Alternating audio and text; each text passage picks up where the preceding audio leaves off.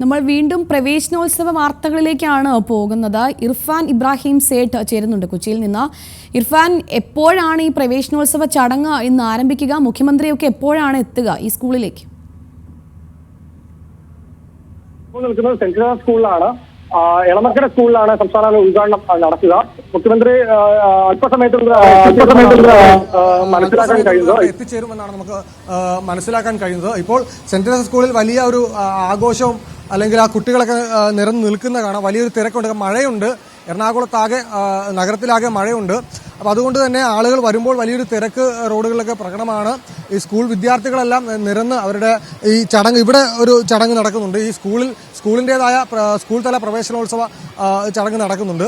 അതുകൊണ്ട് തന്നെ അതിൻ്റെ ഒരു ചുറ്റുവട്ടങ്ങൾ അവസാന ഘട്ടത്തിലാണ്. അല്പസമയത്തിനുള്ളിൽ ഇവിടെ ആരംഭിക്കും. ഈ സ്കൂൾ അധികൃതരാണ് അത്തരത്തിൽ സംഘടിപ്പിക്കുന്നത്. നമുക്ക് മറ്റ് ദൃശ്യങ്ങളിൽ ഇവിടെ പ്രകടമാണ്. ആ ദൃശ്യങ്ങളിൽ കാണാവുന്ന പോലെ തന്നെ അത്തരത്തിൽ വിദ്യാർത്ഥികളെല്ലാം, ആ മാതാപിതാക്കളെല്ലാം വരുന്നൊരു സാഹചര്യമുണ്ട്. ആ ഒരു ദൃശ്യങ്ങൾ കൂടി നമുക്ക് അതിലേക്ക് കൂടി പോകാമെന്ന് തോന്നുന്നു. അതോടൊപ്പം തന്നെ ആ ആളുകൾ, കുട്ടികളെയൊക്കെ കൊണ്ട് മഴയത്ത് കുടയൊക്കെ പിടിച്ചു വരുന്നൊരു ദൃശ്യവും നമുക്കിവിടെ കാണാം. ആ മാതാപിതാക്കളെല്ലാം ഇവിടെ ഉണ്ട്. എന്ത് തോന്നുന്നു? അതെ അതെ അതെ ഇന്ന് ശേഷം വരികയാണല്ലോ അവര്. അതെ അതെ ഇപ്പൊ രാവിലെ മഴയൊന്നും ഉണ്ടായിരുന്നില്ല, ചെറുതായിട്ടേ മഴ പെയ്തിട്ടുണ്ടായിരുന്നുള്ളൂ. ഓക്കെ, ഏതായാലും നമുക്ക് ഇവിടെ കാണാം ഒരു കാർട്ടൂൺ ക്യാരക്ടറൊക്കെ ഇവിടെ ഉണ്ട്. ഈ കാർട്ടൂൺ ക്യാരക്ടറാണ് ഈ വിദ്യാർത്ഥികളെ എല്ലാം സ്വീകരിക്കുന്നത്.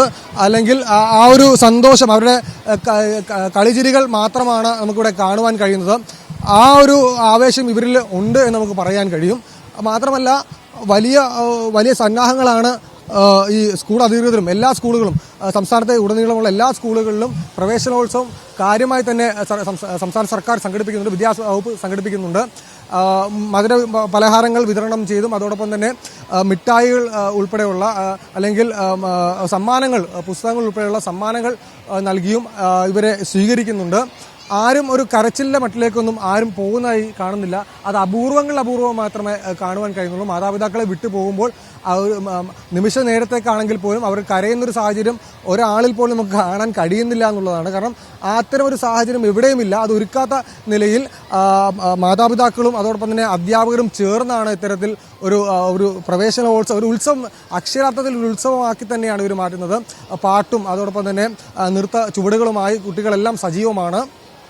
ഏതായാലും സംസ്ഥാന സർക്കാരിൻ്റെ ഈ ഒരു പദ്ധതി സ്വകാര്യ സ്കൂളുകളിലും അൺഎയ്ഡഡ് സ്കൂളുകളിലും ഒപ്പം തന്നെ സംസ്ഥാന സർക്കാരിൻ്റെ പൊതുവിദ്യാലയങ്ങളിലും അത് ഒരു നാടാകെ ഏറ്റെടുക്കുന്ന ഒരു സാഹചര്യമാണ്.